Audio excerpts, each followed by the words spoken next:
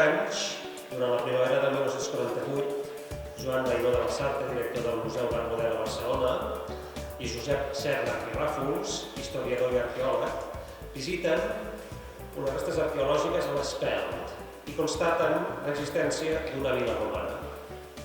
L'any 1958 s'hi va fer la primera excavació arqueològica.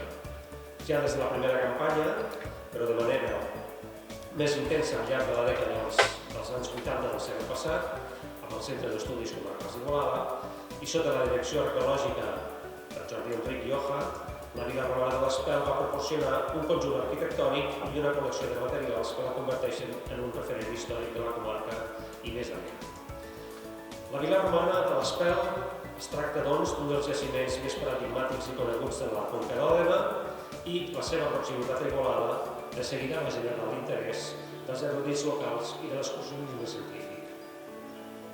Després de 75 anys, les excavacions, la història del jaciment i l'ocupació del territori associat a aquesta i altres viles romanes de la conca seran objecte de debat entre els dos arqueòlegs igualadins presents.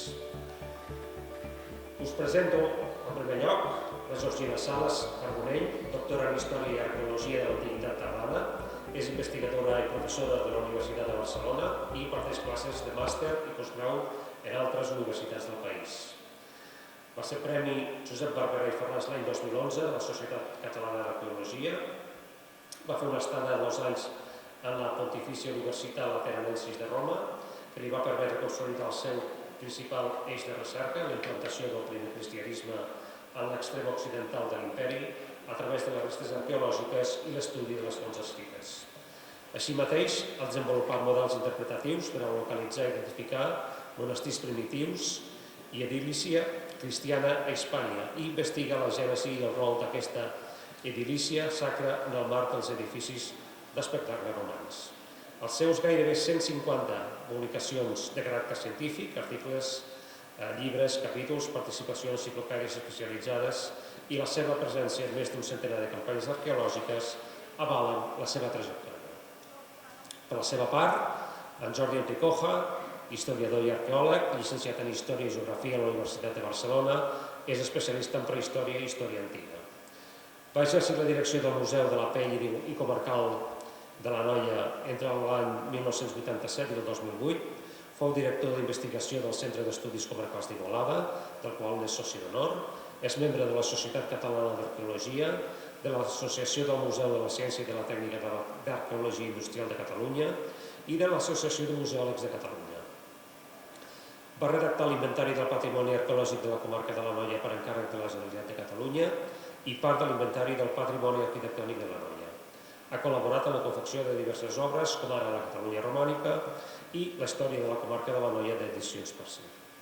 Cal esmentar i posar en relleu l'autoria de 3 obres per la seva especial aportació a la recerca històrica i arqueològica de la Catalunya central. La conca d'Òdena entre la Baixa Romanitat i l'inici de l'Edat Mitjana, un assentament rural de l'Antiguitat Tardana i 200 anys del cementiri vell d'Igualada, notes per a una topografia i evolució històrica dels cementiris i necròpolis de la ciutat. Té una quarantena de treballs publicats en revistes especialitzades en arqueologia, museografia i patrimoni cultural. Ha pronunciat una trentena de conferències relacionades amb les indicades temàtiques i ha participat com a ponent, comunicant o assistent en un total de 35 congressos referents a la seva especialitat. També ha dirigit un total de 19 campanyes d'excavació arqueològiques i ha dedicat bona part de la seva recerca a l'estudi de la romanització a la Catalunya central. Per tant, fetes les presentacions d'aquests 2 cracs de l'arqueologia, us deixo que comenceu aquesta conferència de nit. Endavant. Gràcies, Xavier.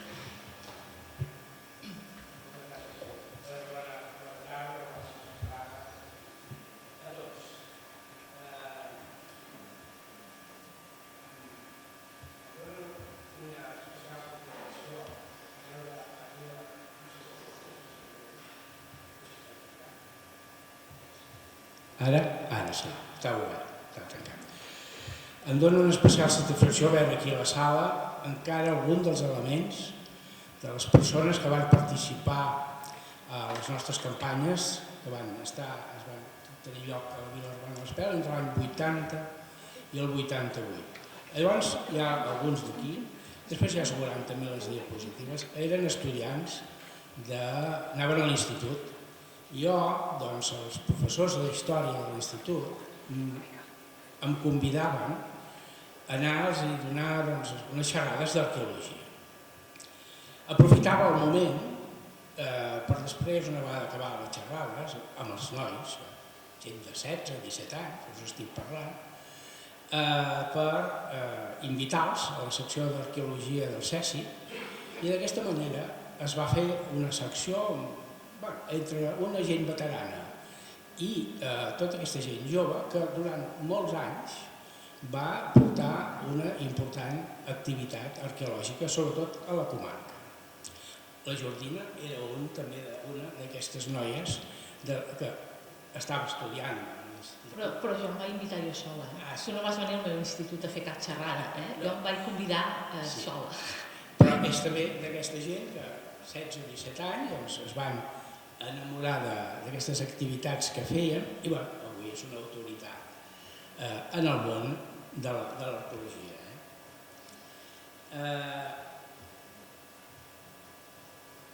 Voldria fer aquí també un reconeixement a la secció d'arqueologia del CESI, especialment d'aquella època, que va portar una activitat insòlita, i entre ells, evidentment, diverses excavacions a la comarca i fins i tot al sud del Bages, quan vam excavar el jaciment de Vilaclara, un jaciment que ha estat un punt important en tot l'estudi de la cultura visigoda.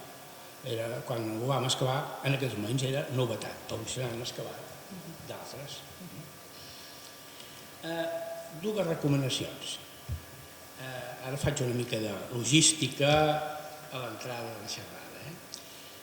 Recomano, si no ho heu fet, la visita a l'exposició que hi ha aquí al costat, que veureu els materials més significatius que es van trobar a la vila romana de l'Espel, però també a la vila romana de Montbui i també fruit de diverses recollides superficials de l'altra vila romana, del Vilar d'Almet, a Vilanova del Camí. També us recomano que si fa anys que no aneu al jaciment, a la vila romana de l'Espel, que aneu. L'any 2017, un equip de gent format per gent del museu, el Xavi Bermúdez, que també és aquí a la sala, l'Aureli Cendra com a dissenyador, van muntar tot un programa, que veurem aquí algunes parts del mateix, per il·lustrar la xerrada, sobre la vila. I es va fer una tasca molt bona. Vol dir que si aneu allà podreu veure que hi ha uns bons plafons, si no els han destruït, el que es té que dir tot, i després podeu seguir la visita a l'Espel amb la tècnica QR per anar visitant els diferents espais. Dir que la vila romana de l'Espel és propietat de l'Ajuntament d'Igualada, però està dins del terme municipal d'Òdena.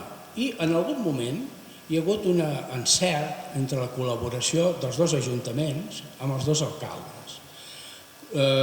Sobretot van anar molt bé el 2017 perquè es van aconseguir de la Generalitat de la Diputació, em sembla que era, una important subvenció que va permetre fer tot aquest programa, que després en veurem també aquí, i que els autors els acabo d'esmentar.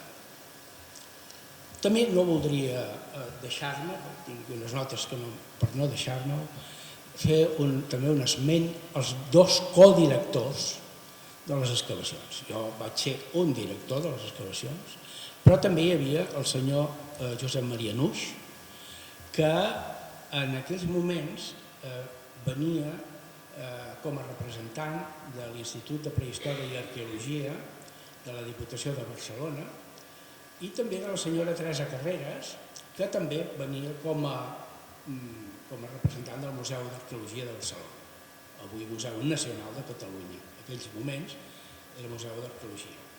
El senyor Nuix ja fa uns anys que ens ha deixat, i la senyora Teresa Carreras venia, evidentment, perquè en uns moments determinats es van fer importants quantitats de subvenció, especialment de la Diputació, i allò venia una persona tècnica que també es va incorporar a l'equip directiu de les excavacions.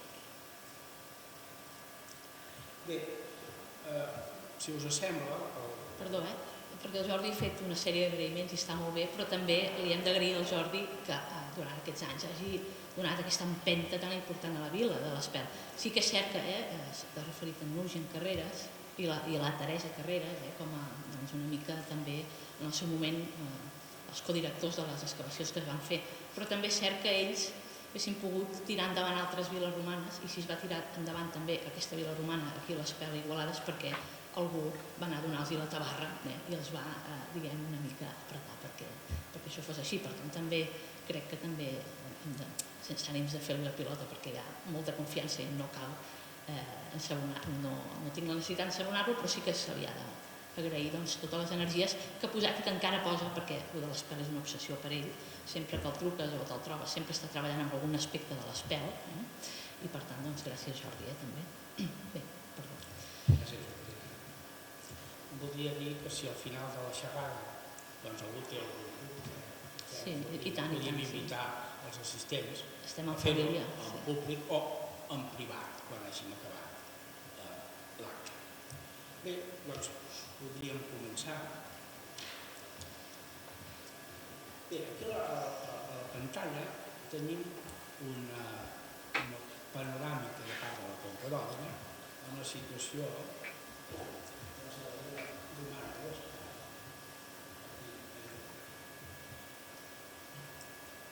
és molt important que tinguem clar una cosa, la geologia de la Conca d'Òdena i sobretot el sistema de serralades.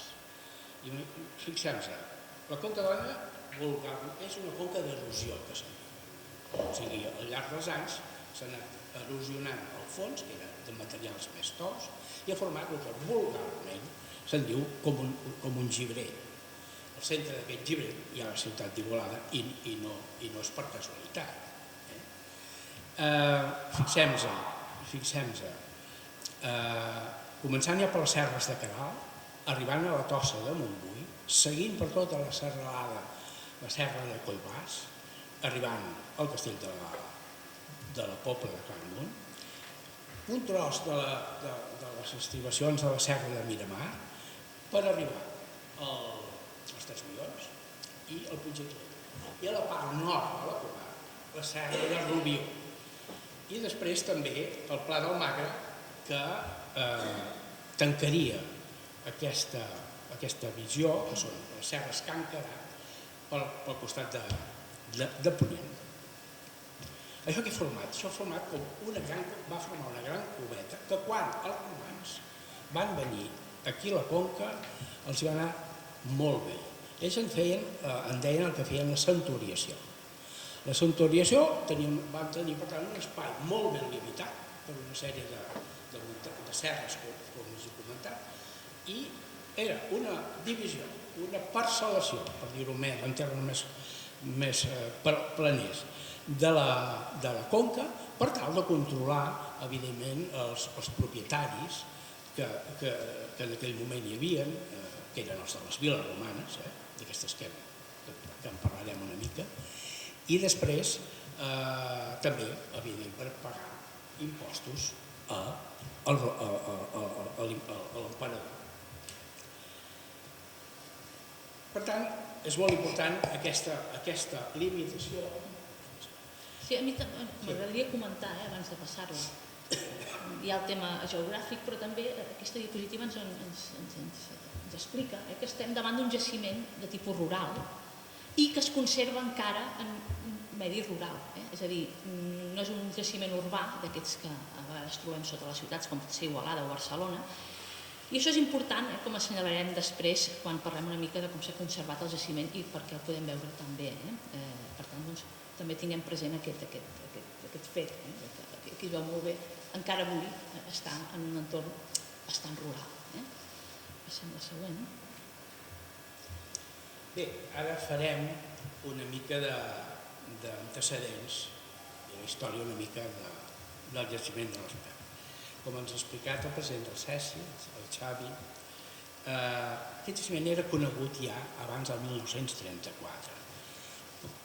Per algunes notes, una nota que va sortir als Amics de l'Art Vell de Barcelona, que era una gent interessada en tots els temes de Catalunya i que formaven part d'aquesta espècie d'excursionisme científic.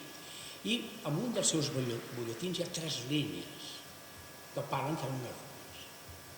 Però com molt ben s'ha explicat el Xavi, el president del CESI, no serà fins al 1948 quan el CESI va organitzar una excursió que anaven d'Igualada a Rubió a peu. Esclar, és un camí antic que passa a frec de la Vila Romana. Aquesta excursió els acompanyava Joan Ainó de Lasarte, que era el director dels Museus d'Art de Barcelona.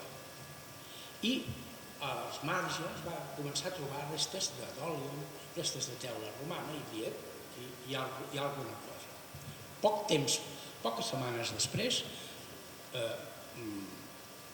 estimulat per gent del CESI i també per Ainó de Lasarte, va venir un arqueòleg que en aquests moments era important a Catalunya, el Serra Ràfols, i entre els dos van confirmar que allà hi havia una vila romana. D'aquí saltem ja als anys 1958 i 1964, que es van fer les 2 campanyes aquests anys d'excavacions a l'Espel. Es va dirigir el doctor Eduard Ripoll, que era el director del Museu Arqueològic de Barcelona, i va excavar tota una quantitat de la vila. El 66, l'Ajuntament d'Igualada compra el terreny i després, posteriorment, fa com una adaptació, fa córrer la propietat que originàriament havia comprat, la fa córrer, perquè nosaltres li vam recomanar que la fes córrer per enganxar més bé les excavacions de la vila. Entre l'any 1980 i 1988, des de la secció d'Arqueologia del CESI, van muntar aquestes campanyes, diverses campanyes, tots els estius, a la vila. El 1988 l'Ajuntament tanca la vila, fa un tancat metàl·lic, i el 2015, una data molt important, es declara bé cultural d'interès nacional. Això va ser un punt important d'inflexió a la vila, perquè gràcies a això després han anat venint petites subvencions, si s'han demanat, si es demana, i hi ha molta més facilitat de fer-ho. Això va ser, evidentment, per pressions que vam fer nosaltres amb el Servei d'Arqueologia de la Generalitat i que al final es va aconseguir. Bé, començarem aquí. Aquesta també és una imatge molt important. És del 1980, és un clixé de l'arxiu fotogràfic municipal. Aquí hi havia els moments, jo diria, claus, no claus, més entusiasme.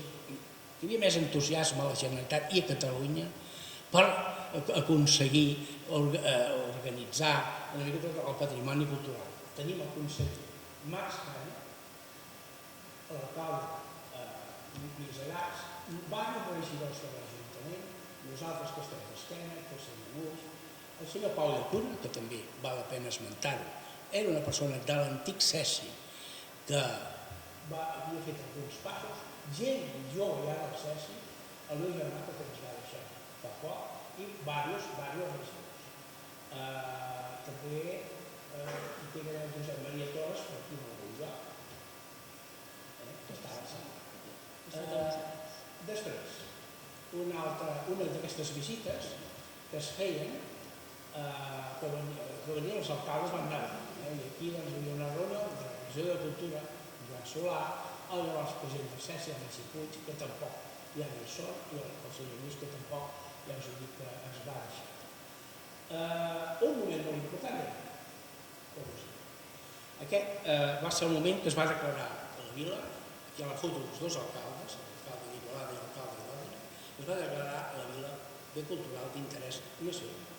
I aquí, un altre moment, 2017, es va aconseguir una important subvenció que va muntar tot un programa que va regenerar tota la vila per exposar-la al públic bé, com us he dit abans, amb el codi QR, es va fer un disseny de tots els rètols per aproximar-nos a la vila. I aquí hi ha gent que són avui aquí a la sala. Hi ha gent del museu, evidentment. Després hi ha en Gabriel Vicenda, que ha estat una de les persones que veureu una de les imatges, algunes de les imatges que amb molt d'encert va aportar en aquest programa. També el Xavi Bermúdez, que també està aquí a la sala, que va ser el que també va col·laborar amb tot aquest projecte. Evidentment, els alcaldes d'Igualada i el d'Òdena, i va ser la directora del museu, diverses persones que us haurien són aquí a la sala. Bé, passem. Ara farem unes imatges de diverses campanyes d'excavació arqueològica. Veiem que hi ha una diversitat de gent jove, normalment més gran. Aquest aquí també està a la sala, no li diré el nom. I hi ha altres persones que formaven part de la secció d'arqueologia d'aquell moment del CES. Més imatges de les diverses campanyes d'excavacions. Algunes d'aquestes persones també estan a la sala. Vestides? Vestides? Vestides.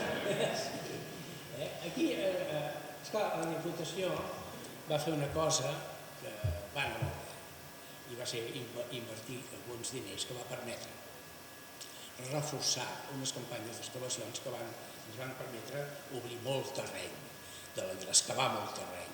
I llavors la gent del CESI col·laborava els caps de setmana, però durant gairebé un mes hi havia aquest equip, que també hi ha gent molt coneguda, que aquest equip cobrava, eren també algun membre del CESI, però que va permetre excavar d'una extensió molt gran. Tot això que comentaves, d'aquest moment àlgid, aquest entusiasme, que ens recorda una mica, hi ha certs paral·lelismes, salvant totes les distàncies possibles, amb el que va passar en el seu moment quan es va descobrir Empúries. La política del moment va apostar fort per Empúries, i aquí tenim la nostra petita Empúries, aquí a l'Espel, on, repeteixo, salvant les distàncies, es va produir un fenomen similar. Això va permetre excavar el que tenim excavat fins avui en dia. Aquí tenim, en diem nosaltres, un tall estratigràfic que el van fer l'any 1984 en una de les nostres excavacions. També personal, aquí hi ha personal del CESI, fonamentalment, i es va excavar, veieu aquesta columna, per arribar al nivell natural del terreny, es va excavar. Per què? Ens va permetre conèixer tota l'evolució per orientar-nos a futures campanyes de com va anar evolucionant la vila, com es va anar colmatant, com es va enterrar la vila. I una cosa important, no entrarem en detall, perquè se'ns faria massa llarg. Fixeu, la vila hi va haver un moment al segle XIX que es va construir un marge molt potent perquè s'hi va plantar vinya, o sigui, aquell nivell d'equitat. I llavors el marge aquest passava més o menys per aquesta direcció i tot el jaciment, no tot, bona part del jaciment quedava cobert i per tant protegit. Això es va anar molt bé perquè va ser que teníem una importància que van baixar 2,40 metres de profunditat i ens va permetre veure la història d'aquesta quan es van esbonar i tot. I una cosa, quan es va muntar aquest marge es va farcir al darrere del marge amb terra de rompliment, amb la qual també bona part del jaciment va abans de passar-la, en aquesta columna estratigràfica, si aquesta vila fos el cas d'altres viles, que no és el cas de l'Espel, però hi ha altres viles que han generat després una ciutat per sobre, una població medieval i moderna, i contemporània, evidentment. No és el cas. No és el cas Però dir això, que el cas de l'Espel en aquest sentit, per exemple, al Baix Llobregat, totes les poblacions del Baix Llobregat, o gairebé totes, o la major part, si més no, Cornellà, Sant Boi, Sant Feliu, són poblacions actuals que, si tu excaves a sota, on hi ha l'església parroquial, aproximadament, sempre trobes la vila romana. En el cas d'Igualada després ho veurem que la vila anava per un cantó i després es va abandonar i es va desplaçar una mica aquesta població. Ja ho veurem cap a Igualada, però tingueu en compte això, que sobre d'aquesta columna podríem tenir-hi actualment una ciutat viva. No és el cas. I això també ha determinat que puguem tenir un jaciment arqueològic visitable i visible en un entorn, a més, rural, que està bastant bé. Passem al següent. Bé, aquí hi ha unes imatges molt interessants, estan fetes a vol de dron, que es va fer amb aquell equip que abans he esmentat, que és un projecte que es va dir nous elements interpretatius, adequació, etc.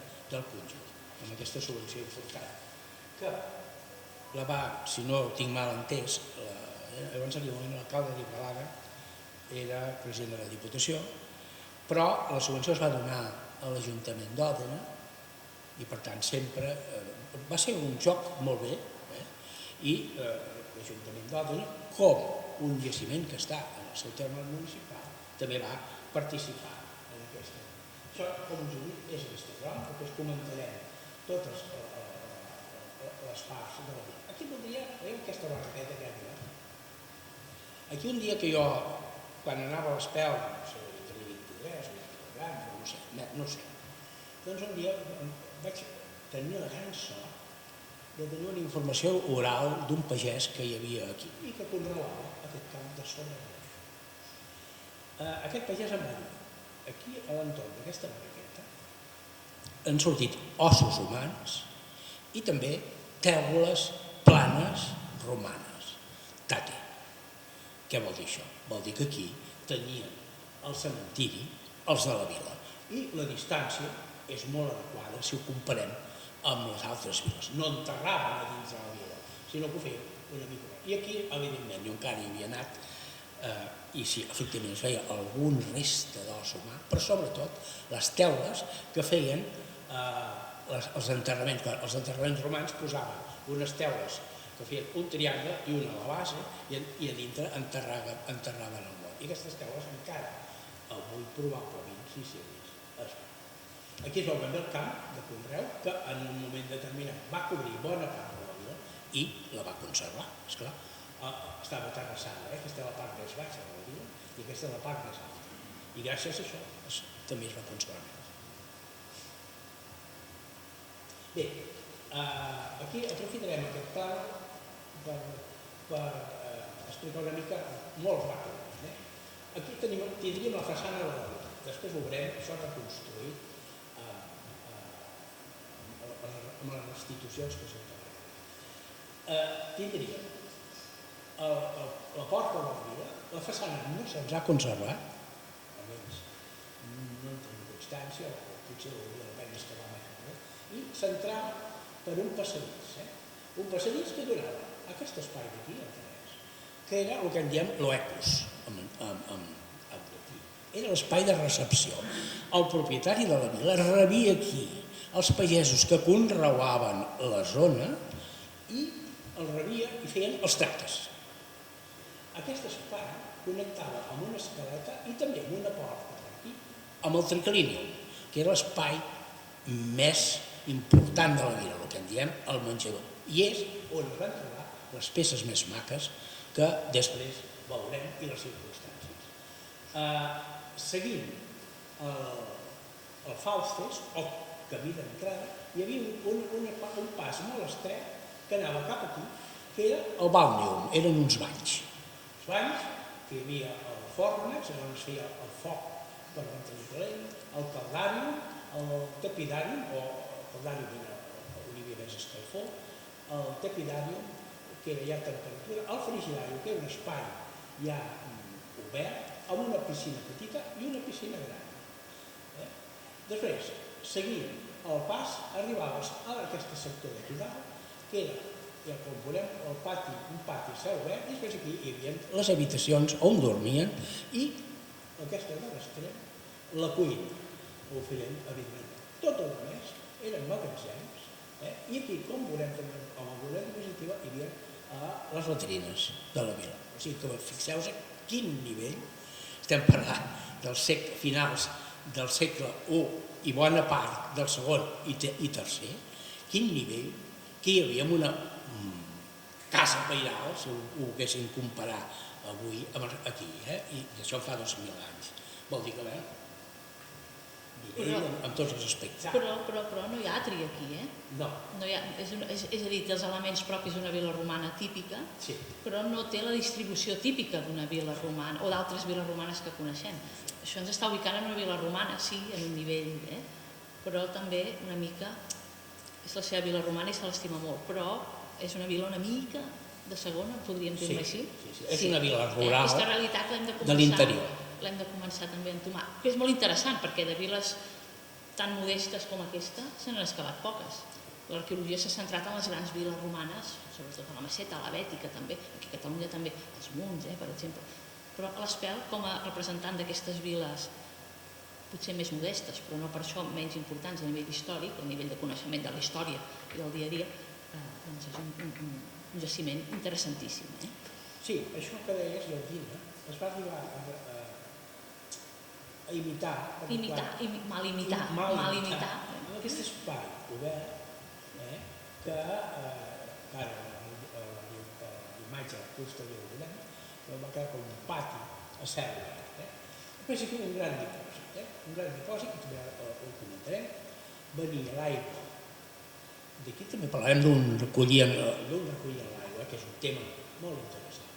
Hi havia una canalització que venia de la part superior de la vila, seguia aquest itinerari i baixava fins a aquest canal d'aquí per entrar a aquesta gran piscina, que era una piscina dipòsit d'aigua. Era una piscina coberta, o sigui, coberta amb volta de mig punt. Bé, aquí farem una restitució volumètrica, doncs, de la vila. Aquí tenim la vila primera, o sigui, primer. Aquí falta un cos. Al dibuix hi falta un cos com aquest aquí, això va ser una mica ara. És la típica. Aquesta vila, que és la primera, que es va construir a finals del segle I i principis del segon. És la vila que se'n diu a l'estil italià, que era un espai amb teulada a doble vessant, un espai obert, com una espècie de claustre, i després al darrere hi havia totes les habitacions que després tota la part de servents vam escalar algunes restes arquitectòniques aquí molt a prop. Aquesta vila, a partir del segle segon i tercer, la segona part del segle segon, això la primera part, es va ampliar amb aquests dos grans espais que eren, com hem comentat abans, en la planimetria, en aquest espai de recepció dels treballadors o dels pagesos que poblaven la zona i després el triclini.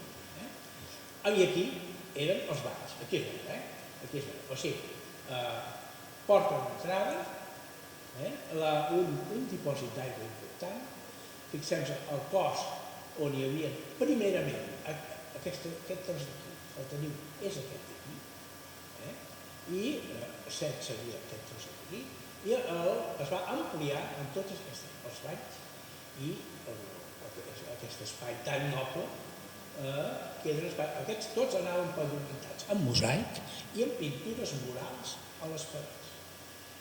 Era allò d'un element de prestigi pel propietari, perquè tenim de pensar que l'Imperi Romà, el prestigi que tenien els grans propietaris era tenir propietats agrícoles. En canvi, la part, podríem dir artesanal o industrial, no tenia el valor que després, al llarg de la història, va aconseguir. Aquí, el prestigi personal era per tenir moltes terres. Per tant, no hi havia, llavors aquí que això eren magatzems, la piscina que hi ha, allò aquí es veu bé, com bé aquesta canalització que passa per darrere, i després veurem d'on ens ve aquest any. I aquí el que us he comentat, el fòrnex, el ràdium, el stupidàrium, el frigidàrium i la piscina petita i la piscina gran del frigidàrium. Una cosa molt important, aquí hi ha el número 13. Aquí era on hi havia un abocador domèstic.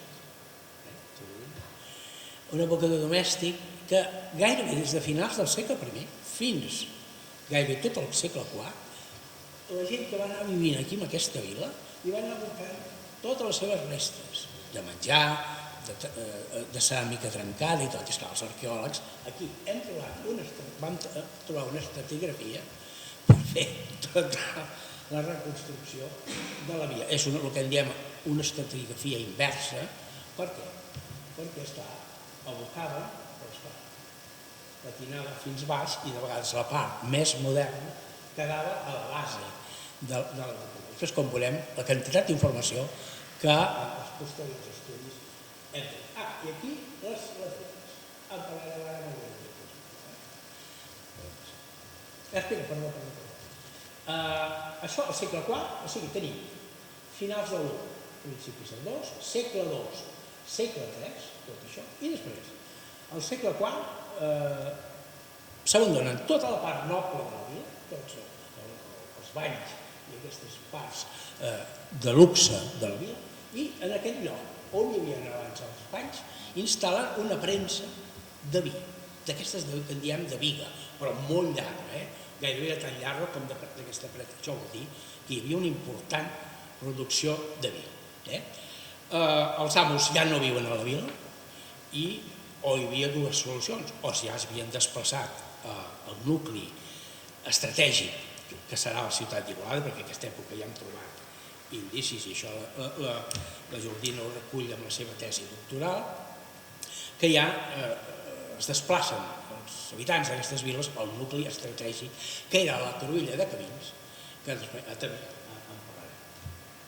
Però aquí, veieu aquí la premsa, la premsa de vida, una important transformació. A partir del segle V, després d'aquí, ja es va anar abandonant, quasi no hi hem detectat gaire moviment de gent, però al segle VI encara algú hi vivia d'una manera elemental, perquè per ceràmiques visigodes. O sigui, és molt important per fer. Aquí, nosaltres, aquesta fase del segle III, de la gran crisi del segle III, que es dona a tot l'imperi romà, on després, per quan el que fa les viles, moltes no sobreviuen o s'abandonen, altres, unes molt poques, reneixen amb molta ostentació, amb molta riquesa. No és el cas de l'Espel.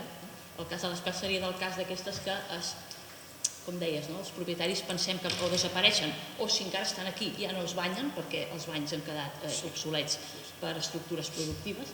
I per tant, doncs, estem en una vila de segona, si voleu, estem en una vila discreta dins el que seria l'àmbit de les viles romanes, però és una vila interessant perquè ens està il·lustrant aquests moments del Baix Imperi on hi ha una part d'aquests antics terratinents que han desaparegut. Alguns han anat al camp, però els d'aquí marxen del camp, no sabem a on, potser Igualada, segurament Igualada, per lògica. Ha passat a molts llocs, sí. Però en tot cas, doncs... El centre estratègic d'Igualada, que abans hi havia la Cruïlla de Camins, que en parlarem, al parlar de Via de Sector. Però en tot cas aquesta vila ens està encara il·lustrant encara més aquesta reruralització que es dona després, durant el Baix Imperi Romà, després de la gran crisi del segle III. Dius també que, i acabat, està acabada ja gairebé, falten alguns detalls, una monografia completa sobre la vila de l'Espel, que veureu tot això que avui parlem reflectit, està a punt de publicar. Estic ara intentant convèncer a les autoritats polítiques o qui sigui, que sempre és un pas, perquè es pugui publicar. Bé, declaració de cultura d'interès nacional. Això fa la Generalitat, fa unes fotografies aèries i es detecta, això és el perímetre que se'n diu de protecció, o sigui, tot aquest perímetre no s'hi pot fer obres, no s'hi pot fer res, i està protegida. I després es detecten algunes restes arquitectòniques en aquests punts que hi ha als quadres. Per tant, què vol dir això? Que encara la Vila Urbana de l'Espel pot donar bastant d'excavacions. Què portem a excavar? No sé, se'm fa difícil dir, però potser un 50% excavat. Ara bé, s'ha excavat la part important, que és tota aquesta, el que us acabo d'explicar. Perdó, aquí aquestes imatges que són molt dolentes, són de l'expedient dels anys 90, es va fer això. Però si agafeu el Google avui en dia i passant els filtres que toca, etc., podreu observar en les zones que hem requadrat que realment es veuen estructures a partir de l'observació aèria que estan sota terra, però que, degut a, ja sabeu com funciona això, el diferent creixement del blat et permet intuir línies i estructures que són visibles. Aquesta és molt important perquè en parlarem. La de l'aigua. El tema de l'aigua. Com arribava, que esclar, imagineu-vos, tenien l'important que van a de bestiar, com veurem. Tenien aquestes termes o aquests banys. I necessitaven aigua, hi havia piscines. I clar, això l'aigua de la pluja no funcionava. Això ara és una cosa que veurem. D'on portaven els romans tanta aigua aquí dalt? Diferents elements arquitectònics trobats a la vila. Veieu aquests encaixos? Són, per moure aquestes grans pedres, ho feien a base d'unes tenalles que es tancaven per la punta i entraven aquí en aquests forats. Llavors, amb una espècie de grua, movien aquestes grans pedres. Fixeu-vos que són llindes de porta i uns grans blocs. Alguns d'ells van desaparèixer ja quan la vila es va abandonar. Seguim. Bé, treball documental que es va fer el 17. La vila, una panoràmica des de l'aire, un intent de reconstrucció de la vila. Aquí hi havia l'abocador, aquí això eren un gran lacus, un lloc per anar a l'aire, la porta d'entrada. Fixeu-vos quina façana més austera. Les viles no tenien façanes, perquè tota la vida es feia a l'interior. No tenien façanes molt ornamentals. La vida es feia al voltant d'aquest atri que no tenim, en aquest cas al voltant del pati rectangular. Fixem-vos aquí, aquesta és una altra panoràmica, i aquí he posat a les diapositives dues maquetes d'unes viles d'Aquitània, francesa, que ens reconstrueixen com era aquesta primitiva vila que ara veurem a continuació, que eren unes maquetes que s'han trobat en excavacions i que reconstrueixen aquesta primitiva vila que us he dit, quan hem vist l'evolució d'aquests 3 estadis fonamentals. Un pòrtic, 2 cossos laterals de magatzems i aquí al darrere totes les habitacions, el triclini, etc. Després, tot això seria aquest espai d'aquí. Després tot això s'amplia ja a partir de la segona meitat del 2 i evidentment es fa servir durant tot el temps. Bé, aquí veiem aquest treball que us comentava abans que es va fer. L'Aureli Cendra aquí va tenir molta mà de treball, també gent que estava aquí a la sala. Perdó, això pels més joves no està fet amb intel·ligència artificial. Això és manual, diguem, està fet digitalment, però és manual, que això té molt mèrit, que això ha canviat molt en els últims 2 anys. Això era la façana de la vila, fixeu-vos a la porta, important. La porta d'entrada passava primer a l'espai de recepció, l'Ecos. Aquí el propietari de la vila rebia els pagesos de la zona i feien tractes. Fixeu-vos, estava pavimentada amb mosaic i les pintures a la paret, pintures d'una certa categoria. I aquí dintre hi havia el triclini, que era el menjador. I com hem vist, l'antiga vila desmuntada, la primera vila, que queda aquest pati obert. Aquí les termes, aquests banys, i aquí aquest gran dipòsit que venia l'aigua, que ja veiem com venia, que s'emmagatzemava. I això és una altra panoràmica des de l'aire. Important. Panoràmica també fet amb un dron, I aquí, fixeu-vos, hi ha una barraqueta. Doncs aquí, un pagès, quan un dia estava aquí, això he estat de sort, perquè un pagès, el dia que jo anava, doncs venia un pagès allà a posar el nas, a veure què passava, i t'explicaven coses. Doncs aquí, en aquesta barraqueta, hi havia el cementiri de la vila. Es van trobar restes humans, jo els vaig veure, perquè el pagès me'ls va ensenyar, i sobretot teula romana, que era per construir les tombes, i les tombes de secció triangular, i és una distància molt prudent. Normalment no s'enterrava dintre les viles, sinó que es feia a una petita distància. A dintre les viles s'hi enterrava a vegades algun nounat per a l'hora de la fundació de la vila, però el normal era posar a una certa distància. Aquest és el camí que baixa des de dalt, baixa fins aquí i entra a la vila, que és tota la panoràmica de la vila. El mosaic. Aquest és el mosaic del triclini. Fixem-nos, aquestes són els diferents trossos que es van trobar. Aquest d'aquí correspondia a aquest d'aquí i aquesta és una restitució que va fer l'Aureli Cendra de com seria el mosaic sencer, perquè només en vam trobar un tros. Tot el de més es van anar desfent les tessel·les. Les tessel·les són aquestes pedretes que hi ha aquí. I es van anar desfent i les trobàvem al camp del davant, o sigui que escombrava el mosaic, els que estava desfent, d'aquests cubits. Les tessel·les són uns petits cubs de pedra tallada espessament per enganxar-la i els anaven tirant al camp del davant. Aquest és un espai important, és un missionet. Aquí hi ha un escorpí. Costa de veure'l, però perquè aquí s'havia, en un moment determinat, s'hi va fer foc. Aquí sobre i va muntar... Fixeu-vos, veieu quin...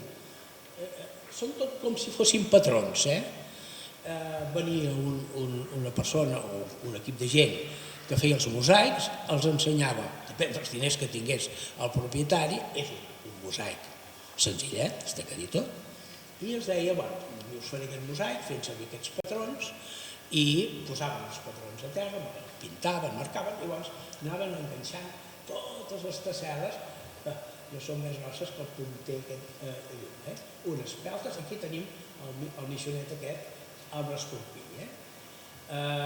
I bé, és un treball que va fer l'Aureli Cendra molt acurat per la reconstrucció.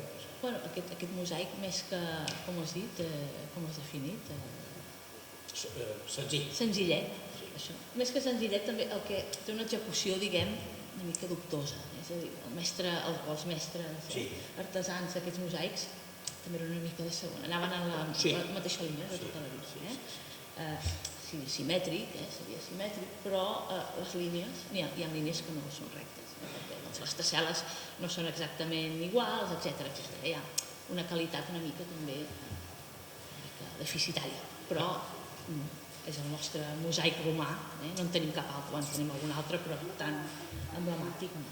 És un mosaic d'una vila rural d'interior. Això està corrent sol. Per tant, doncs... Perdona, perquè està corrent sol. Sí, ara parlem una mica de les pintures. Aquí vam treure tot un panell de pintura mural que estava al passadís d'entrada, perquè us he marcat la planta i hi ha un lloc. I llavors aquest mosaic, per treure, es havia trobat ja a l'època de les campanyes del doctor Ripoll, però ells el van tapar i allà va quedar protegit. Llavors, aquí va venir un especialista amb arrencament de pintures murals i ajudada per la restauradora del museu, la Rosa Juliet, van arrencar amb una tècnica especial que hi ha, que s'enganxa com unes gasses a tot el d'allò i llavors es va tallant i el mosaic, la pintura mural no es trenca. Aquí, unes reconstruccions de com era, les pintures que hi havia al triclini i al Lepus, aquest espai de recepció aquí al triclini, i aquesta que era tot el que hi havia a tot el passadís de l'altre. I aquí una mostra d'aquesta pintura mural que avui es conserven aquí al museu i que queden encara per restaurar.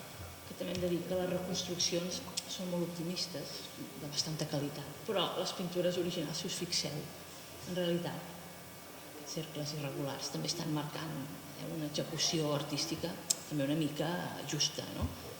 Estèticament parlant. Per tant, tornem a estar en aquesta línia de senzillesa de la vila i de certa austeritat. Tot i voler imitar aquests models romans, que si eres romà havies de tenir mosaics, havies de tenir pintures a les parets, havies de tenir uns banys i havies de tenir una sèrie de coses que et feien romà, però un romà una mica auster, en aquest cas, un propietari auster. Tot anava, esclar, a la riquesa dels propietaris. Si podíem contractar uns bons musearis, gent que... Austers o ràcanos, vull dir, potser tenien molts diners i aquí no els posaven, potser tenien una altra vila, perquè molts d'aquests propietaris eren multipropietaris, també, i potser aquí tenien una vila una mica... A la Conca n'hi havia 4 de viles, d'aquestes, avui estem parlant de l'Espel, però n'hi havia una al Vilar del Met, a Vilanova del Camí, molt important, que està per excavar, una a Montbui, que la vam excavar amb gent que hi ha avui aquí a la sala, vam excavar la part de l'Hipocaust, que és aquesta part calenta de la vila, que feien sala freda, tèbia i, calenta, tèbia i freda, això a Montbui. I després n'hi ha un a Can Roca de la Pedrissa, un altre. Aquí gairebé no en sabem res, però sí que hem trobat restes de pintura mural, que vol dir que hi havia algo que tindria els seus diners. Decoracions molt senzilles, però que... Perdona, és que això a vegades va sol, tarda, va sol, perdoneu. Després anirem aquí o ara. Aquest és un audiovisual 3D que es mou. Això si entreu a la pàgina web del museu, veieu com centra la vila, que centra la vila per aquesta porta. Aquí tenim l'espai de recepció, i aquest seria el triclini. Aquí, fixeu-vos, ara veurem aquesta peça que vam trobar, que és la base d'una torxa, i com seria el mosaic de la terra de l'habitació aquesta. Aquesta és una vista des del pati exterior, un pati exterior, que feia el foc fora. I això és la cuina. La cuina, que també la tenim aquí, i aquesta és la vista des de la cuina cap al pati exterior. I això és la façana nord de la vila. Aquí com una reconstrucció hipotètica, aquesta és hipotètica, evidentment, de com eren les latrines. Aquest és el canal de la latrina de l'Espel. Aquesta és unes latrines públiques, estan tretes d'un llibre que fa la reconstrucció de com eren, i sempre les feines a les ciutats i llocs es feien així en plan públic. Avui no, avui ens tanquem a dintre d'una habitació petita i fem les nostres feines. No, la gent ho feia, veus? Seuen aquí, fan les seves feines i ho aprofitaven per xerrar. Això a tot l'imperi. Fixeu-vos com ha canviat la cosa. I aquesta és el canal de la latrina de la vila romana de l'Espel. Bé, descobriment de les... Aquí quan es va descobrir la vila,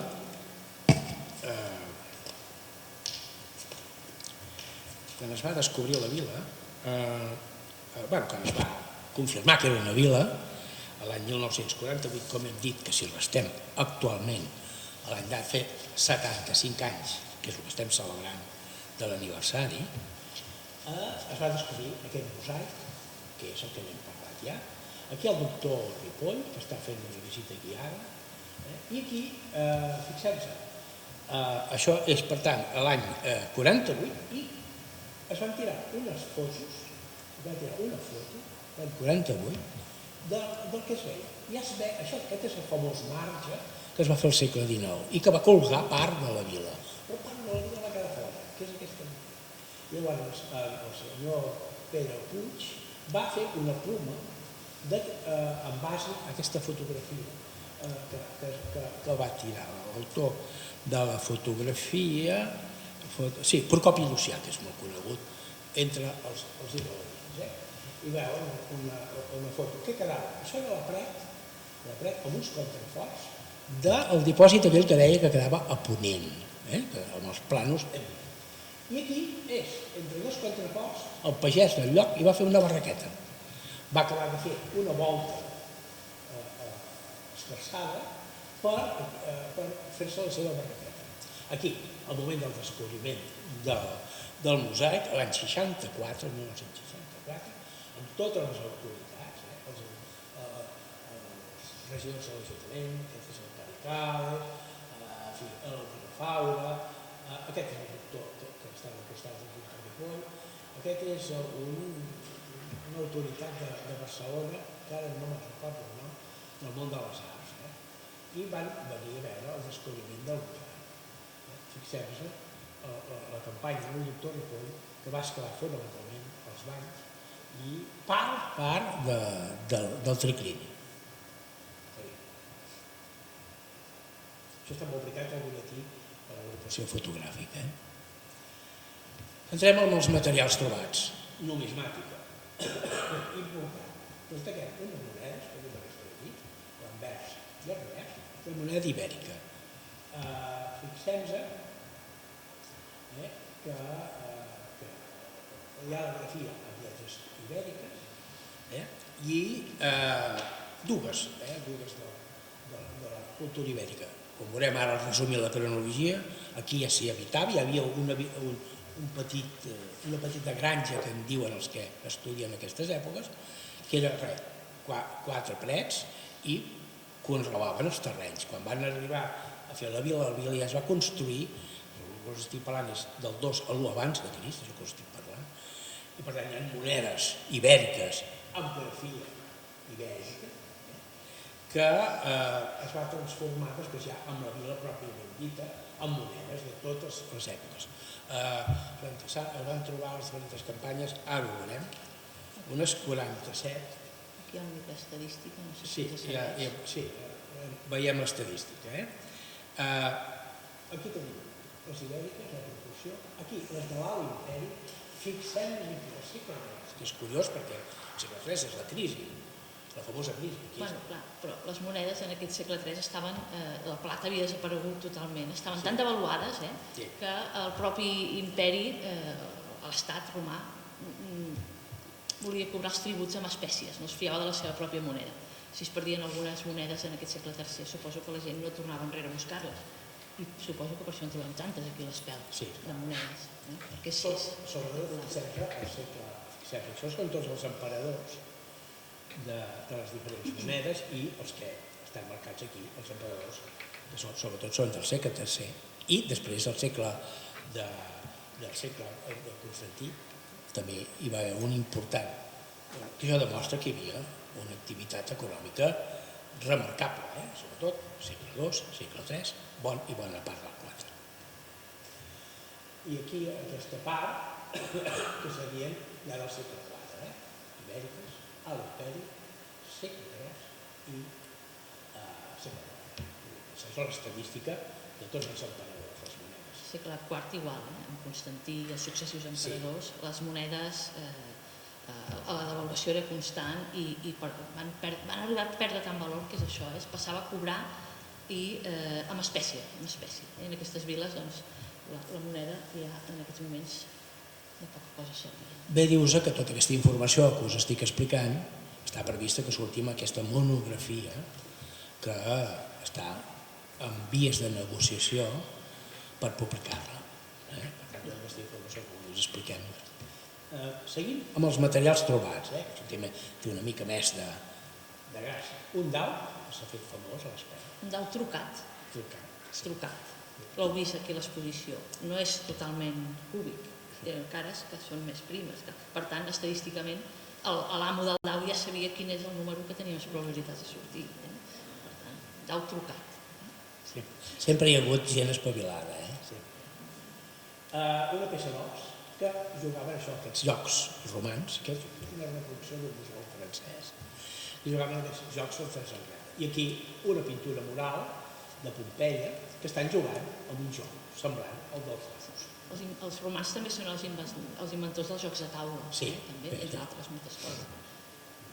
Aquí a l'exposició veureu que hi ha uns programes que es poden agafar que expliquen tots els tipus de joc que els romans És d'os, Sí, si passa això. És que si li dono 2 cops passarà 2 cops. Un segon, Ara. Va, peces importants. Això és curiós, perquè el doctor Ripoll va excavar, com us he dit, part del jaciment.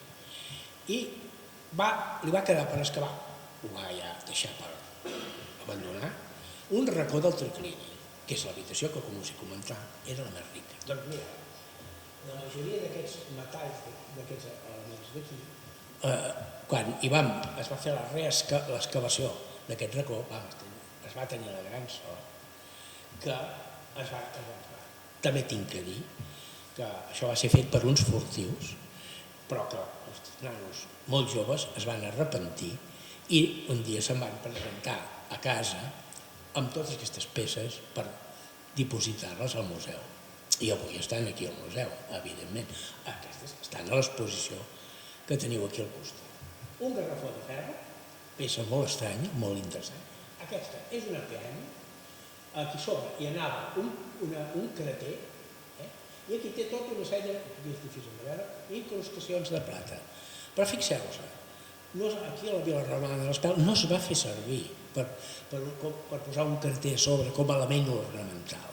Se li va donar la volta i a dintre s'hi va posar una torxa de cera. O sigui, això formava, si li dones la volta, aquí dintre és buit, es podia posar la torxa aquí i servia per il·luminar les estances.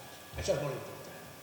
És un fragment de plom, d'un tub de plom, que ara en parlarem a continuació, de la conducció d'aigües a l'Espel. Eren uns tubs de plom d'un diàmetre important, fixeu-vos que és molt bo.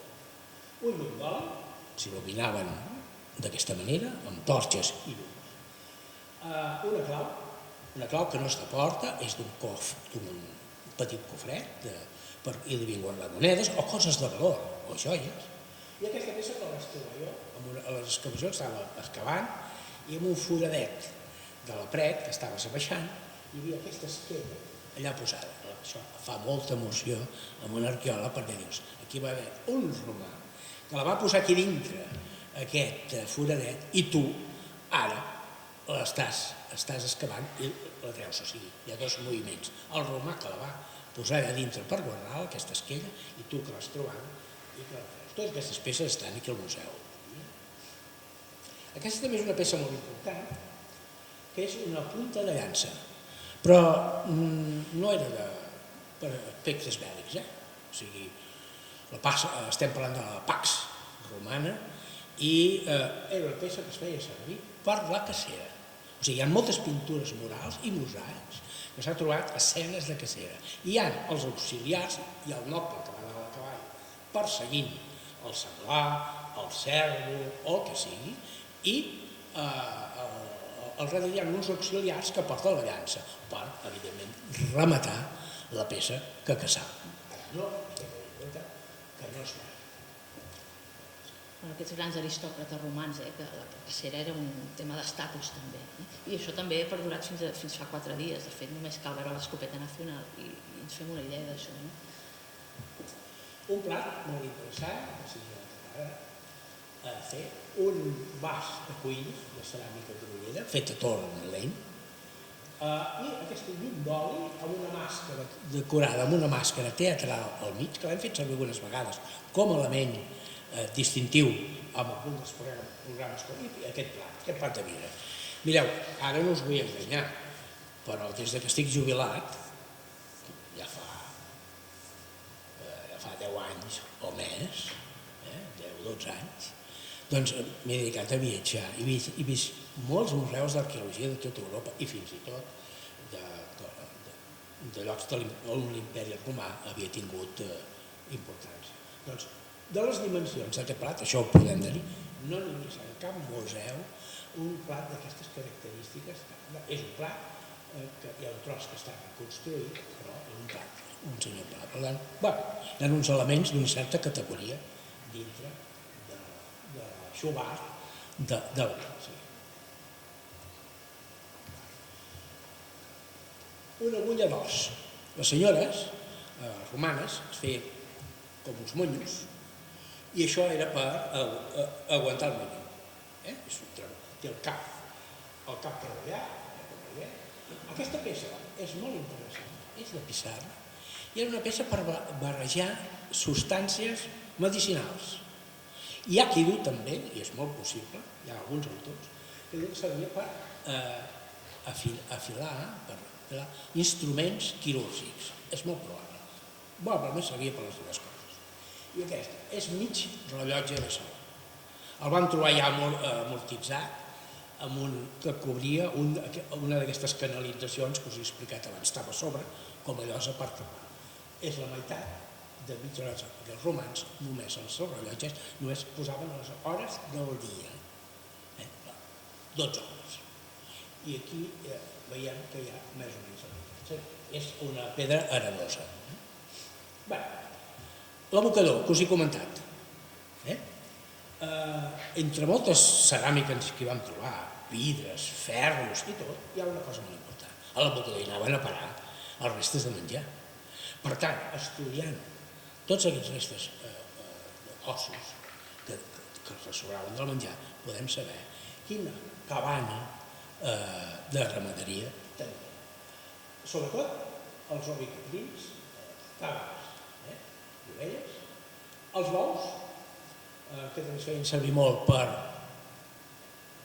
com a cosa de treball, per tirar de les arades, els porcs, també que és important, restes de cavall, també. Els serps,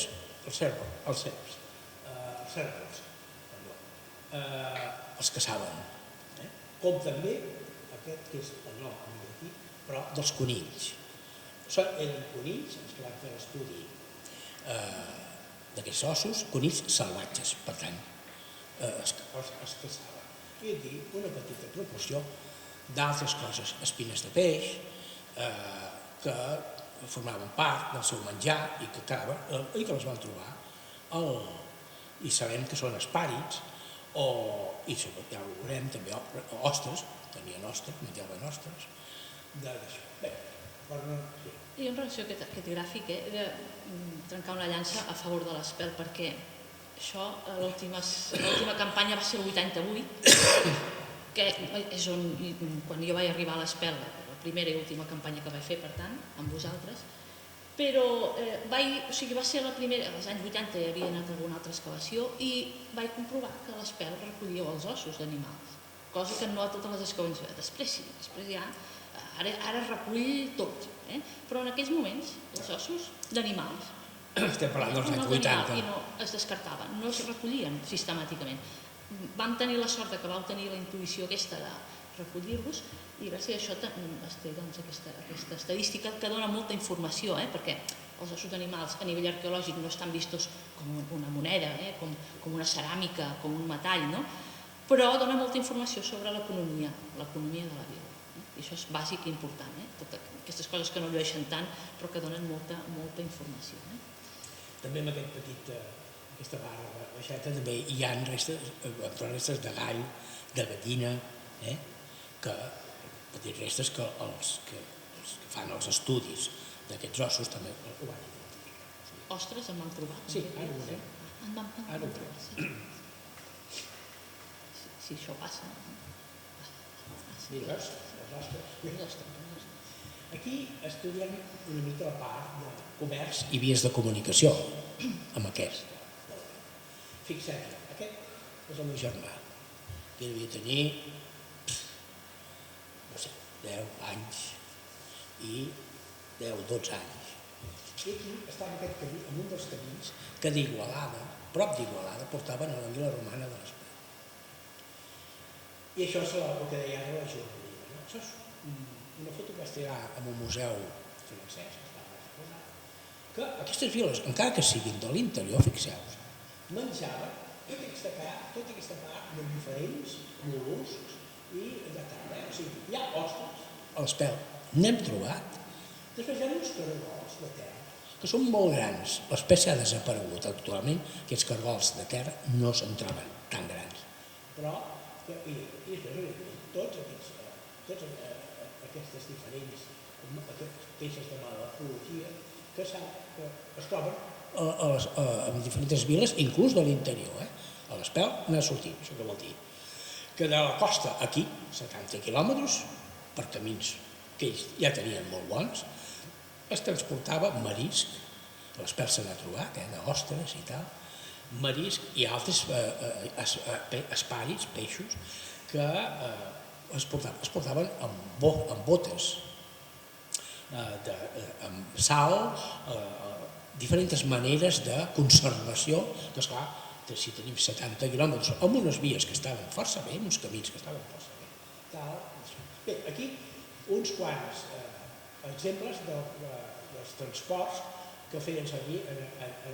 Hauries de passar la Sí, havíem posat pel de les botes, perquè es fes una idea a la gent. No és molt breument, això que us deia és el que havia que Igualada portava l'Espel. Fixeu-vos en les hores. Aniré més ràpid perquè ja porta bastanta estona. Sí, no? Santa Maria d'Igualada, una via important que venia dels Plà de Manresa, passava per Igualada i per Santa Margarida de Montbui, són vies romanes, s'anava cap al Camp de Tarragona. Una altra via important, que era aquesta, no entraré més de gaire, aquí donaria per una conferència, que anava des de Barcelona i Martorell, les vies que s'han fet servir fins fa poc, per l'Estret de Capellans, arribava a la cruïlla d'aquests dos importants camins, aquest camí nord-sud, i aquest camí est-oest, aquest est-oest, anava fins a Saragossa. És un camí ral, el que després se'n va dir el camí ral d'Aragó, i aquí el tenim bastant documentat. Hi ha l'època, aquí hi ha diferents estacions, al mig, com el dijous, Igualada. Esclar, a partir d'aquest segle IV que us deia, el segle Igualada va començar a ser un nucli, una cruïlla de camins important, amb uns importants manantials d'aigua, etc. Va començar a néixer, i s'han trobat restes d'Igualada, ja de la cultura ibèrica, el segle I-II abans de Crist, perdó, II abans de Crist, i després, sobretot, de la cultura del segle, sobretot del segle IV i V, ja amb l'increment del cristianisme. I això, no? Justament aquestes 4 viles que es mouen al voltant d'Igualada, creiem que aquesta població romana va anar a parar precisament als centres. Bé, abans hi havia aquests carros. Els carros una altra cosa. Això són carros de diferents museus francesos, que són com unes làpides esculpides de com funcionen aquests camins que estem parlant, com funcionava aquest tirat de bous, aquestes peces de botes, vi normalment, o també saló de peix, quan venien de la costa, o aquest que s'ha interpretat com un carro postal, que portaven notícies a tot el llarg dels camins romans que anaven cap a l'interior. I aquí també hi ha uns bous que estan tirant amb aquesta gran bota, podia ser vi, o podia ser també aquestes salaons que hem vist. De fet, hi havia una posta imperial pública que funcionava perfectament, que està bastant documentada. portava tots els correus. Possiblement estiguem davant d'això. Bé, molt ràpid això, perquè ja ho hem parlat. Etapes antecedents, hi havia una granja agrícola indígena, com ja hem comentat. Restes arquitectònics, que n'hem trobat algunes, eren parets de pedra seca. Després, ara vaig una mica. L'Alt Imperi, finals del segle I i tot el segle II, hi ha dos horitzons. La fundació de la primera vila, que hem vist amb aquell esquema, que era aquella vila senzilla, l'horitzó 2, que és quan s'incrementa les instal·lacions dels banys, que també ho hem vist amb aquell horitzó. Al segle III, l'activitat segueix igual, important, cosa que és curiós, perquè tothom parla, quan estudies història del món romà, de la crisi del segle III. Doncs bé, hi havia viles que no la van patir. Aquí el que se sap és que a finals del segle III la vila i principis del IV es va abandonar com a lloc d'habitacle, però no com a lloc d'explotació agrícola de la zona. Sí, pot passar. I després l'antiguitat tardana. O sigui, s'hi va viure fins al segle fins al segle VI, i veieu aquí les diferents etapes, fins al segle VI hi ha encara una freqüentació esporàdica de la vila, Per tant, és una vila amb una llarga trajectòria. Tot i així no es cristianitza. Té una llarga trajectòria, però moltes viles a partir del segle IV, V es cristianitzen. Aquesta no. Per tant, això ens quadra amb el fet que aquests propietaris se'n van potser cap a Igualada, i en canvi a Igualada sí que tenim una església documentada al segle VI, VII, per indicis arqueològics indirectes, però bastant clars. Per tant, tenim aquest model aquí. Sí, a Igualada sí que hi ha restos de l'antiga tardana, que això la Sordina, amb la seva tesi doctoral, ho va estudiar, i per tant, ja la vila, a partir del segle V, queda semi-abandonada, però hi ha freqüentació de ceràmiques, però aquestes queden fins i tot al segle VI, després de Crist. Bé, Prats del Rei, com s'emmarca això amb l'organització territorial? Una teoria és que depeníem del municipi romà de Prats del Rei. Monedes íberes de Prats del Rei. Aquestes restes, fixeu, importants restes arquitectòniques de bases de columnes que es van trobar a la vila romana, que veiem que era un municipi romà important, i que una de les teories és que la conca d'Òdena en depengués. I aquesta vila, aquesta famosa, una de les famoses ràpides romanes, que parla del municipi Sigarensis. O sigui, a Prats del Rei hi havia un municipi romà amb totes les del Rei. Aquí això ens serveix una mica per situar-nos en les vies de comunicació. Fixeu-vos, tot el riu Augusta passa pels llocs més importants i que tenim la situació de l'Espera en aquell lloc. Però que hi ha un brancal que puja cap a Prats del Rei, Guissona, i baixa fins a Lleida. I una altra via romana que d'aquí de l'Ètolo, que és aquí, que seria Martorell, baixa fins a Tarragona per tornar a pujar fins a Lleida. I de Lleida ja sabeu tots que llavors la via romana segueix important fins a Saragossa i Feta. Però fixeu-vos, l'Espert es troba, i aquesta és una hipòtesi de treball, es troba a una via que es coneix poc, que és una via que anava de Badalona, Barcelona, i que passava molt directe fins a Lleida, que era com una drecera, la que avui seria el camí que sortint de Martorell passaria per Masquefa, Piera, l'Estret de Capellades, Igualada, per tant, la cruïlla de camins que us he dit, per seguir cap a les terres de Lleida. Era un camí, una via més ràpida. Quedaríem parats, no s'ha estudiat molt, però cada vegada se sap més de les vies de comunicació a l'època romana en una comarca tan elemental com la nostra. Estava farcida. Era un teixit de vies de comunicació gairebé com les d'avui, en quant moltes d'elles, les viles romanes, les ciutats romanes estan a peus d'aquestes. Bé, aquí a les ciutats sí. Les ciutats sí, però les viles no. És a dir, les viles estan molt a prop d'aquests camins principals, però estan una mica apartades, perquè els agrimensors romans és el que ara en diríem els enginyers agrícoles, recomanaven, fent una sèrie de recomanacions, i una d'elles és que la vila estigués a prop d'un camí principal per donar sortida als productes i poder comerciar, però suficientment apartades com per no ser gaire molestats. Sí, molestats pels que passaven pel camí, que rebran aigua, aixopluc, etc. I per tant, la vila romana de l'Espelt està una mica allunyada d'aquesta via important que estem comunicant, aquesta via important que anava de Barcelona fins a Lleida. Està uns, ja ho veig, no sé, un quilòmetre cap dintre, però suficient perquè deien que no es molestessin els viatgers que passaven i els demanaven coses, i per això ho diu la Jordina. O els funcionaris imperials, que tenien dret a allotjar-se. Potser s'allotjaven allà 2 dies i t'arruïnaven, venien amb petits exèrcits i amb gent.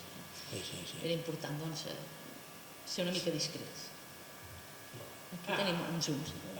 Aquest és un estudi que està pendent de publicació d'un congrés que vaig presentar sobre una via romana poc estudiada que, fixeu, tot passant baixant, o sigui, era una via que venia del Pla del Bages, és una via militar.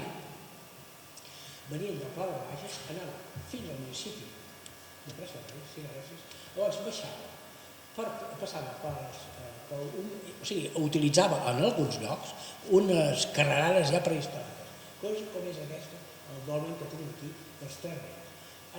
Passava per Pedrafita i després ja saltava cap a, això seria la carretera Esboiala, cap a Carosa, al Pla de Rovira, que Carosa hi ha un jaciment arqueològic militar, les restes, passava pel Pla de Rovira, anava i travessava el riu Noia pel Pont del Ganxo, fins a Sant Julià de les Oretes, Mas Jordà, Cal Casanovas, i llavors això ja pujava aquest camí cap a Plans de Ferran, que també enllaçava amb aquest camí de transhumància ja de la cultura megalítica. O sigui, ja aprofitaven trossos de camins de la cultura megalítica. Per tant, molt més. Amb aquests jaciments, tant el que tenim de la Portella, com Carosa, com el Cal Casanovas, i el d'aquí no està marcat, perquè això és novetat, aquest de Pedrafita, s'hi han trobat instruments militars, restes, des de trompetes, des de cassos que utilitzaven els legionaris romans, coses que ens confirmen que hi havia temporalment unes guarnicions que controlaven aquests camins. Clar, són un camí que venia ja del Bages i s'anava a petar a Tarragona, perquè cap aquí el posa a Tàrraco, vull dir que era un camí molt poc transitat amb determinades zones. I instrumental quirúrgic també. Sí, material quirúrgic, sí. Els militars eren els enginyers, eren els metges, el cos militar romà estava farcit de... És a dir, les ments més brillants estaven allà. Un altre zoom. Bé, aquí veiem una mica la Conca d'Òdena, amb els 4 viles que coneixem, la vila de l'Espert, Can Roca de la Pallissa, el Vilar Bernet i el Pla de la Torre. Veiem que la Conca d'Òdena estava dividida en aquestes grans cases rurals, algunes, com per exemple el Pla de la Torre, es va abandonar al segle III, però el cap i comunista de l'Espert va perdurar fins i tot en alguns moments, fins al segle VI. El Vilar Bernet, que és una gran vila romana que està per excavar, en coneixem algunes coses, i Can Roca de la Pedrissa, que fent una explanació van sortir unes sitges que es van excavar des del Cesi, però que es van sortir restes de pintura mural, per tant, que hi ha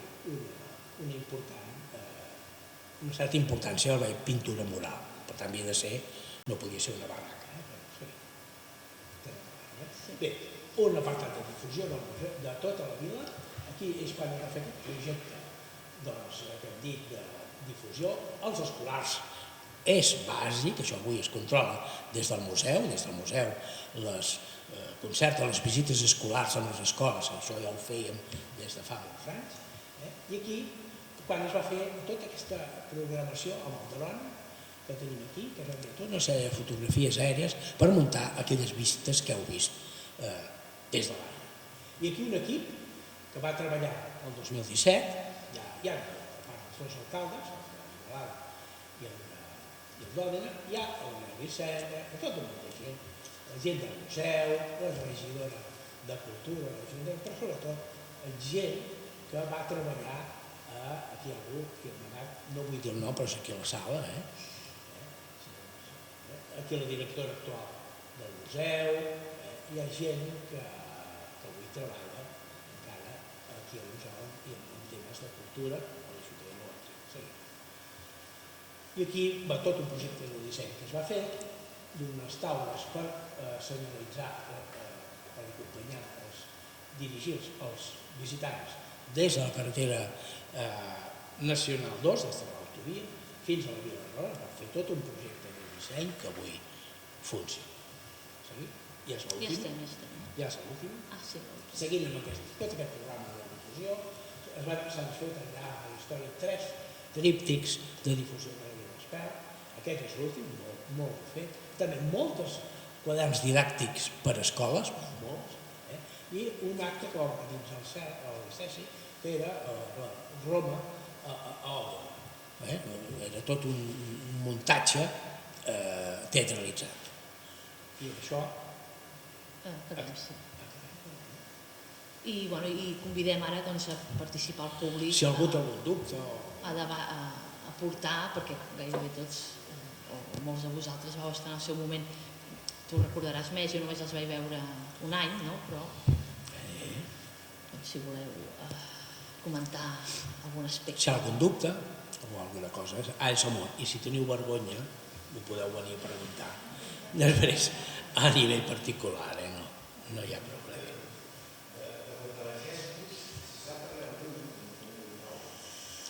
Hi havia hagut una teoria de que a Vilar del Met hi havia gespos. És impossible ara mateix amb el que diu la font, és impossible especular. És un nom d'aquests de l'arqueologia romàntica de la zona, gespos. Podria identificar amb el Vilar del Met o Vilanova del Camí. Potser un indígena de Vilanova potser ens pot donar al Xavi una mica més de llum. Durant molts anys, de fet, es va prendre aquesta Gespos com la possible Vilar del Met, però penseu que el nom de Gespos ve d'un tractat, que és de Ptolemeu, que posa un llistat de ciutats, no tenia cap tipus de sentit que una vila romana, per més interessant que fos, també apareixés en aquesta numeració, i a hores d'ara l'opció més plausible és que sigui un error de copista. Molts d'aquests tractats, fossin de Ptolemeu o d'un altre tractadista, ens han arribat per còpia de còpia de còpia, i segurament hi ha un copista que copia Iesus, per tant Ieso, l'actual Guissona, i intercala aquí una P en comptes de la doble S. Per tant, és possible que aquesta Gespos sigui una ciutat fantasma, que no és més que una mala còpia de Guissona.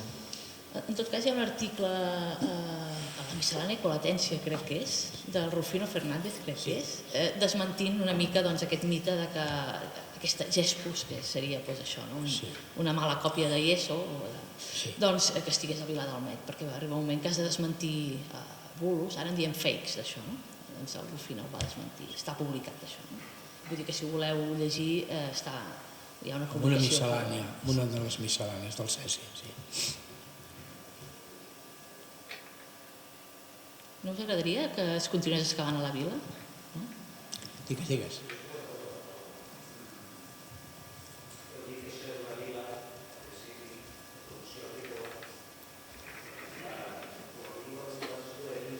Sí.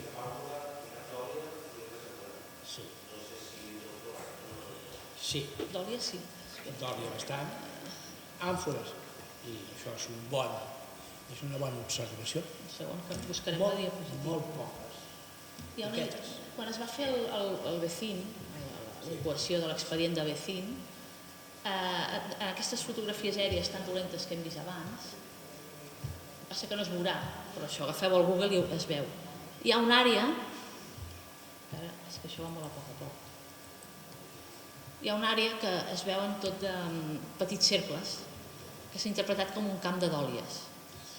Estarien enterrades a terra, funcionarien com magatzems subterranis, i en aquestes dòlies s'hi posaria el producte agrícola. A veure, les àmfores normalment es feien servir el transport marítim. O sigui, al fons de les embarcacions, hi va haver una època que hi produïen boví i les portàvem a Itàlia, a l'època romana. I al fons de les embarcacions hi havia uns forats i les àmfores anaven clavades a dintre. Però el transport del vi, que segurament feia la vila romana a l'Espel, que molt probablement arribava a les poblacions romanes de la costa, es feia segurament amb aquests carros que hem vist, aquí en relleu, amb unes botes grans de fusta. L'àmfora és per transport fonamentalment marítim. Aquella fórmula que té així i que acaba en cotxe era, repeteixo, al fons de les embarcacions hi havia el forat perquè l'àmfora quedés clavada i si hi havia mal temps les àmfores quedaven, no queien. Se n'han trobat molts pocs. Per tant, el que sí està clar és que la vila romana de l'Espel produïa, això ha sigut un lapsus, blat, vi i probablement oli, la tríada que se'n diem mediterrània, i que s'exportava. era el que se'n diu la producció. Hi havia un excedent, per comerciar. Era bàsic en aquestes viles. No era una cosa només per l'autoconsum, sinó que hi havia una producció excedentària per exportar, per vendre-ho a fora, segurament en algun mercat de Barcelona, o prop de Barcelona, o de Lleida, per la situació d'aquella vila que diem. Però és veritat el que dius, que d'àmfores se n'han tret ben poques, però que no eren pràctiques pel transport. I que segur que hi eren, perquè la producció està claríssim d'aquesta tria que he comentat. I aquest camp de dòlies, si no recordo malament, hauria d'estar, aquí on hi ha aquest requadre, quan arribeu a casa us ho mireu amb el Google i poseu filtres si cal i si domineu l'informàtic. Els dàlies són unes gerres grans de ceràmica abombades que les enterraven a terra, a nivell de terra natural. I allà dintre hi podien guardar blat, vi i coses d'aquestes, esperant que ho poguessin vendre o fins i tot guardar el blat per la propera collita. Llavors ho tapaven hermèticament i allà es conservava. I quan es va fer la fotografia aèria de l'Espel, per fer això del bé cultural d'interès nacional, a la fotografia aèria hi ha un lloc en tot un munt de punts que segurament algun dia s'escavi. Sortiran restes de l'oli, aquests contenidors grans per emmagatzemar productes d'aquestes característiques.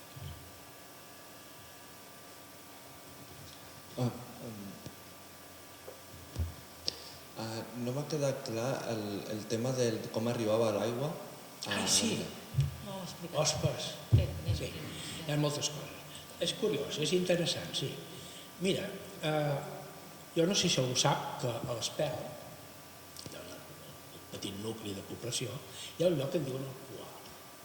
El Poal és un naixent d'aigua que inclús s'ha portat a Igualada, que arribava, la portaven d'Igualada, de l'Espel, a l'Anxup, que és aquella plaça que tenim quan pugem a les escales mecàniques, que hi ha aquella espècie de cilindre que commemora un dipòsit, i de l'Anxup portaven l'aigua fins al petit, no hi ha molts metres, un centenar de metres, fins al poblet de l'Espel. Com ho portaven? Aquí no ho sabem, però probablement amb una conducció aèria tapada fent canà, tapada amb lloses, o fins i tot amb tubs de plom que el portaven. A l'Espel està a un nivell, a Vila Romana la tenim aquí, l'Espel és aquí, i el camí, la carretera per anar a l'Espel, si ho recordeu, si heu passat, està a baix. O sigui, per tant, fa com una UV. Hi ha la tècnica que se'n diu del sifó, i per tant, des de l'Espel, l'aigua baixava fins baix, més o menys fins a la carretera, i pujava fins a l'altura de l'Espel. I l'Espel, aquesta aigua s'emmagatzemava en un dipòsit que us he comentat, no el que està a ponent, sinó un dipòsit que està per excavar. I com ho sabem, això? És una hipòtesi, però jo aquí també tinc una informació oral, he estat de sort amb aquest tema, altres no. Però un dia estàvem a l'Espel, em ve un pagès i em diu, escolta, estem trobant una quantitat de tubs de plom al seu camp. És un camp que està cap a ponent de la vila. I què feien? Els arrencaven i se'ls venien al drapaire.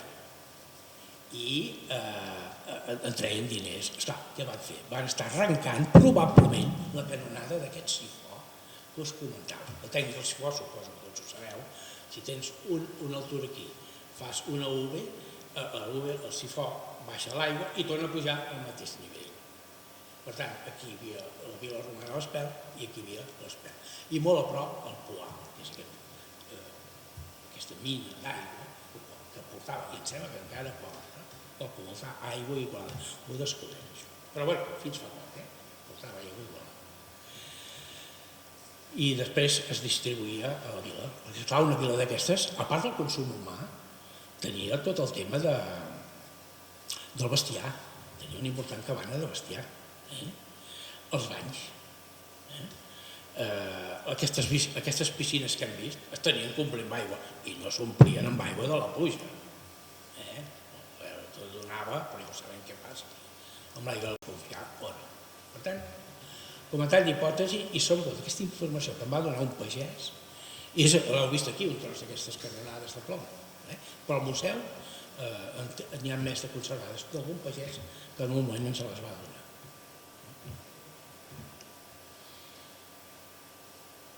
Més coses.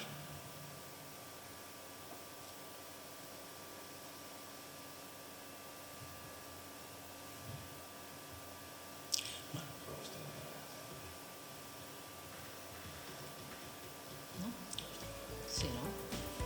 Bé, doncs, potser ja amb aquestes intervencions vostres donem per tancat l'acte. Gràcies.